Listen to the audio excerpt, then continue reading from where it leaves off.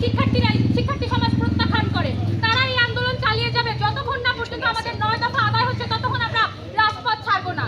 আমরা দেখছি যে আজকেও যখন শিক্ষার্থীরা ওই বিবৃতি প্রত্যাখ্যান করে তারা আন্দোলনে চালিয়ে যাওয়ার দাবি জানায়, তখন আমরা দেখেছি যে সকাল থেকে পুলিশ, বিজিবি, সেনাবাহিনীর এক গাড়ি প্লাটুন বিভিন্ন জায়গায় তারা অবস্থান নিচ্ছে এবং ছাত্রদেরকে তারা বিভিন্নভাবে ধাওয়া করছে। প্রতি রাতে দিনের বেলা তারা নাটক করছে এবং রাতের বেলা তারা প্রত্যেকটা ম্যাচে গিয়ে শিক্ষার্থীদের নামিয়ে হেনস্থা করছে।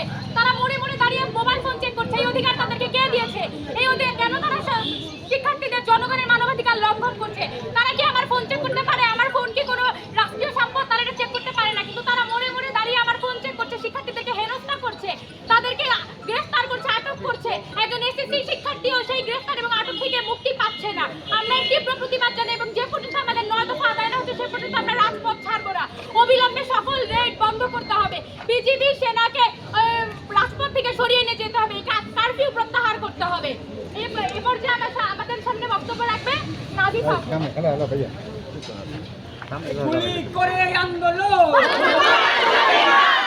দিয়ে আন্দোলন, পুলিশ দিয়ে আন্দোলন, হামলা করে আন্দোলন,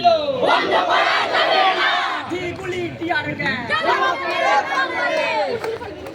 আমরা বাংলাদেশের সকল শিক্ষার্থীদের প্রতিনিধিত্ব করে আজকে এখানে আমরা দাঁড়িয়েছি। আমরা গতকালের কর্মসূচি অনুযায়ী আমরা আজকে প্রেস ক্লাবে এবং ঢাকা শহরের বিভিন্ন পয়েন্টে আমরা দাঁড়াতে চেয়েছি, আমাদের শিক্ষার্থীরা দাঁড়াতে চেয়েছে, কিন্তু সবগুলো জায়গায় পুলিশ, বিজিবি নানানভাবে তাদের সকল প্লাটুন নিয়ে নানানভাবে তারা যেই জমায়েতের মাধ্যমে তারা সেখানের মধ্যে একত্রিত হয়েছে, সেখানে দেখা যাচ্ছে যে স্টুডেন্টের কয়েক গুণ বেশি পুলিশ হচ্ছে বিজেপি সেখানের মধ্যে অবস্থান নিয়েছে। এবং আমরা যে আমাদের প্রোগ্রাম আজকে করতে চেয়েছি, বাংলাদেশে যে সকল শিক্ষার্থীরা গত কয়েকদিনে আমাদের কোটা বৈষম্য বিরোধী আন্দোলনে মারা গিয়েছিল তাদের স্মরণে এবং আমাদের যেই 9 দফা দাবি সেগুলোকে সামনে রেখে আমরা যে আন্দোলন চালিয়ে যেতে চেয়েছি, সেখানে তারা আমাদেরকে বাধা দিয়েছে। বাধ্য হয়ে আজকে আমরা এখানে এসে আমাদের দাঁড়াতে হয়েছে এবং আমাদের অনেকেই বিচ্ছিন্ন হয়ে গেছে আমাদের কাছ থেকে। এখানে অনেক শিক্ষার্থীরা আমাদের সাথে সমর্থন রয়েছে, কিন্তু তারা আমাদের সাথে এখানে এসে দাঁড়াতে পারেনি। আমরা তাদের হয়ে বলছি যে ঠিক এই মুহূর্তে বাংলাদেশ একটি বিপ্লবী মুহূর্তে দাঁড়িয়ে আছে এবং বাংলাদেশ তার ইতিহাসের সবথেকে কালো অন্ধকারতম একটি অধ্যায়ের মধ্যে দিয়ে আমরা সকলে যাচ্ছি। এবং আমরা বলতে চাই আমাদের যেই শিক্ষার্থীরা রয়েছে তারা আজকে এখানে যারা রয়েছি, আমরা সামনের সময়ে আমাদের শিক্ষার্থীরা সকলে মিলে আমাদের যে সকল কর্মসূচি সেগুলো আমরা চালিয়ে যাব এবং আমাদের যেই 6 জন সমন্বয়ককে আটক করে রাখা হয়েছে এবং যাদেরকে ধরপাকড় করা হচ্ছে, যে সকল শিক্ষার্থীদেরকে তাদেরকে আর হয়রানি করা যাবে না। এবং আমাদের শিক্ষার্থীদের সেই শান্তিপূর্ণ আন্দোলনকে যেই বন্দুকের নলের মুখে বন্দি করে, আটক করে, ভয় দেখিয়ে বিভিন্নভাবে আমাদেরকে ছত্রভঙ্গ করে দেওয়া হচ্ছে, এই সরকার আসলে তার যেই চরিত্র, যে সন্ত্রাসী চরিত্র, সেটাই বারবার আমাদের সামনে উন্মোচন করছে। এবং আমরা শিক্ষার্থীরা এই সরকারের শত্রু না, কিন্তু বারবার তারা আমাদেরকে শত্রুপক্ষ হিসেবে দাঁড় করিয়ে দিচ্ছে। এবং আমরা বলতে চাই যে আমাদের যেই ছাত্র সমাজ রয়েছে তারা সকল বৈষম্যের বিরুদ্ধে, এই দেশের সকল বৈষম্যের বিরুদ্ধে তাদের অবস্থান রয়েছে।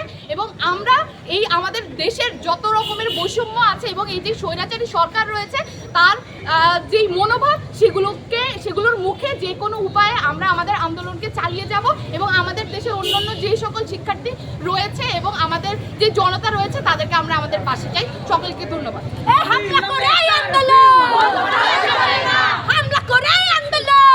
করা যাবে না, হামলা করে আন্দোলন বন্ধ করা যাবে না, লাঠি গুলি টিয়ার গ্যাস, লাঠি গুলি টিয়ার গ্যাস, পুলিশের গুলির বিরুদ্ধে লড়তে হবে একসাথে। অবিলম্বে কারফিউ প্রত্যাহার করতে হবে, অবিলম্বে কারফিউ, লড়াই লড়াই লড়াই চাই, লড়াই করে বাঁচতে চাই, লড়াই চাই, লড়াই হবে সেখানে,